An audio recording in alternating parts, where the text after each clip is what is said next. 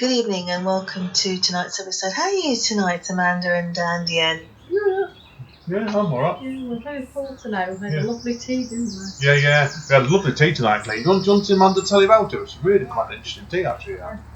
Homemade turkey paella. Yeah. Now, everybody's wondering what's paella. Amanda, what's paella? It's got rice and vegetables. I think most people know. Yeah, tell people about this, how you got this meal, then. It's a good story, this.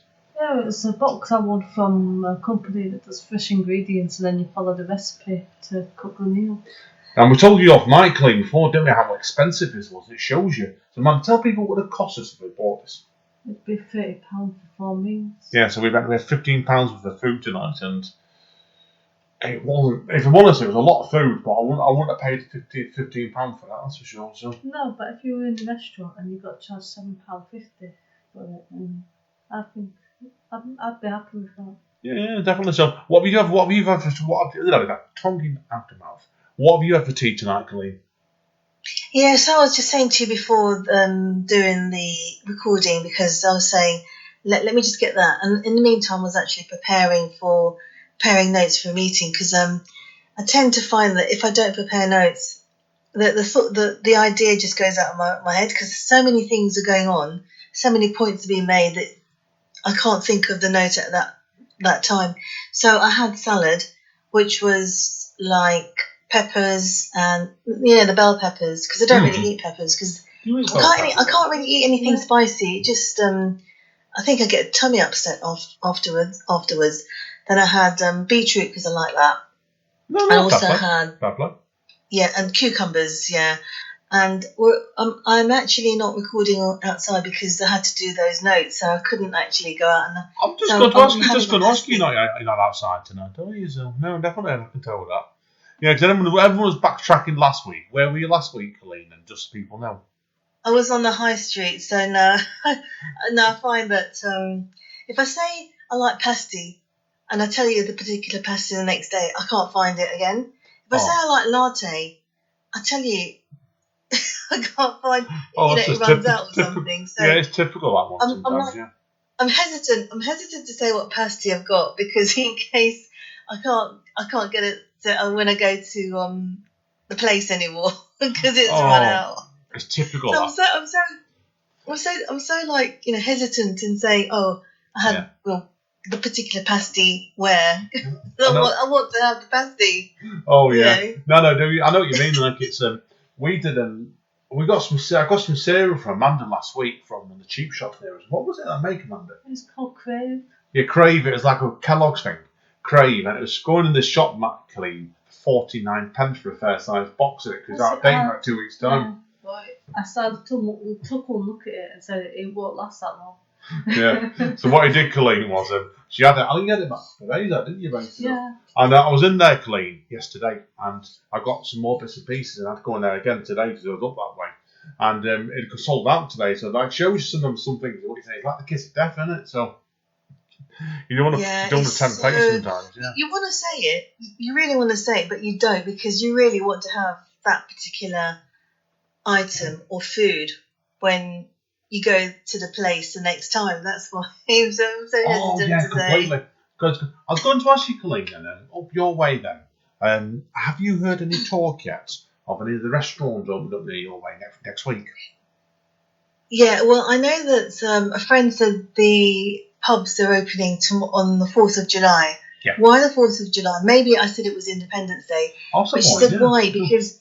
No, but she said why? Because it's a Saturday, and then they're going to cause chaos, and then we're going to go back into the spike of the lockdown, and that's the last thing she wants. She says she's got a car, but that's the last thing a lot of people want, because that means businesses are going to go in and out of operation, and then eventually they may not be in operation anymore. Yeah, it's very, very funny this what's going to happen with this, because did you hear about this? I've seen part of it online, actually.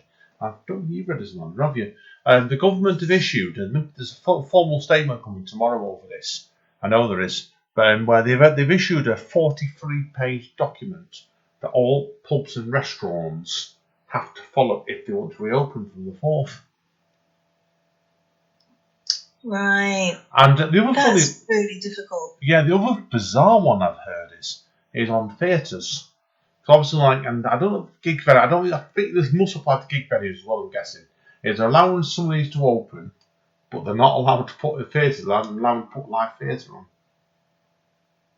So what are they Right. gonna have No, I then? can understand, but I think there may be spikes now because I've seen the queue in a shopping mall. It's not bad when they're walking because they have security guards making sure that they walk in the right one-way direction. But when they're queuing, they're not queuing that they're not using the 2 meter distance rule. Yes, the same round here. That is, and what you got a lot around here is this is my concern from things. That's why we've got we've had to pretty much stay sheltered, me and Amanda still. Haven't we, Amanda? No, nothing to hide on this. The big shopping retail park next to us, and it's people just don't know how to queue 2 meters. Yeah, I've been in queues and it's marked on the floor and people ignore it. I'm genuinely concerned that people don't understand how far 2 meters is. Yeah, and then we've got potential Yeah. fun, haven't we, when they talk about relaxing to 1 meter. And I thought, oh, good grief. Yeah. No, not anymore. What I saw was not. This is not going to happen because the tube was fine. I haven't used the tube since March in the lockdown. Oh yeah. So I used it this Saturday, and it was really surprisingly good. That everybody was like 2 meters and more away from each other. Everyone had one seat, and another person sat in another seat, 2 seats down. So it was all the way through the carriage, really spacious, and that was nice. So that was fine. But as soon as you got out and you got into a shopping centre, it's a different story. So I don't think we're ever going to go back to normality now. I think it's just going to be in and out of spikes. Yeah, it's very, very possible. What do you think, Amanda? Yeah, Because I'm hoping that we're all wrong, but I don't think so. I've been talking to a friend of mine. I do admin on the Facebook group before on this Sam Singer, and she lives in America and in Arizona, and they're having all kinds of problems at the moment over there. They are. That's for sure. No, we're not going to go back to normality. I think the normality now is just this, in and out of spikes, and may not be many organisations doing anything anymore. I think we're just going to go into this no-cash society, and then just a few shops open, and then that's it. Yeah, it's very possible. Very possible. That's for sure. And I think you're going to find as locally people shopping online more now, don't you? I think it'll kill a lot of shops off this one, that's for sure. With it. So it's just going to be this, isn't it? Just you on your computer, in your home desk, on your home desk at home. I think so. And just going in from time to time. Yeah, it's very possible. My job at the moment, obviously, I can't go into more details what it is really. No. I basically said I'm going to be home based till 1st of August minimum, and then they're talking about starting moving people back into the office. But what they've done is, I was in quite a cramped office, and that was the problem started with it. When the office was that cramped, it was basically as soon as this 2 meeting happened, half the people are in the office now. There was pushing 400 people in my office hours. And now, because there's people infected, people are shielding like me, all trying to get to work from home. There's only about 150 people in the building all the time now. There's a lot less, and it's been a sound range. It's been the company's made it work, but it's not been easy. And I think you're going to find like a lot of this is now, Colleen. Like you said, your work, everything's going to have to adjust. Whether it will go back to the way it was, I doubt it. What do you think, Amanda? No, I don't think. I don't think it's ever going to go back to how it was. Even if it gets close to it, it won't be like exactly how it was. No. Now, it's an interesting point, Colleen. Like Amanda's, Mandy Dark, you know very clean. She works freelance. Tell Colleen what you noticed. Have you noticed your freelance lights picking up a bit now, Amanda? A little bit, but I've been making more of an effort because I've had so long without work. I'm just taking anything at the moment. Yeah. That's legal, obviously. But that's what we're finding now, Colleen. Like people like in Amanda's case, I said, obviously, where I work for a big company, you work for a big company. People like independent, like freelance, like Amanda, they've been on the breadline route for 3 months now. People are getting pushed more and more now. Just take anything you can. Yeah, it's really sad because I don't know if I could do that. Do you know what I mean? I'd be like stomping about and saying, "Oh, come on, I need to go to a big company." That's me, but everybody's different. But I just couldn't do that myself because it's really difficult as it is working, let alone having to do that kind of graft. Is it grafting where you just Yeah, keep trying and trying and I've applied for places as well, but what's happened now is it's very tough. I've had to put my foot down because a lot of places will like give you a test, and you'll realise halfway through you're actually giving them free work, and then you don't get the job. So I've had to say to them, now I've got a portfolio here. I don't do free samples anymore because it never leads to anything.